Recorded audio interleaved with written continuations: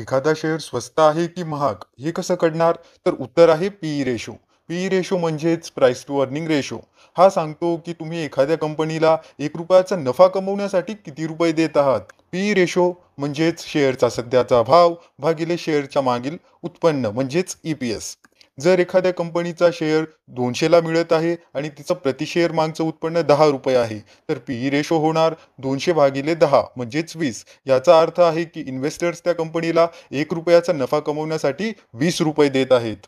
कमी पीई म्हणजेच company under valued आहे असंही मानलं जातं.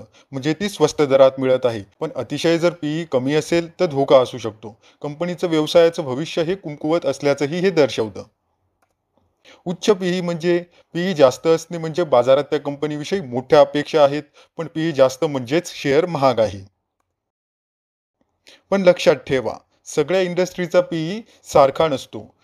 म्हणून कोणताही शेअर घेताना त्या सेक्टरचा ॲव्हरेज पीई आणि कंपनीच्या पीई यांची तुलना करा. पीई हा एकमेव निष्कर्ष नाही, पण तो एक महत्त्वाचा आर्थिक निर्देशांक आहे.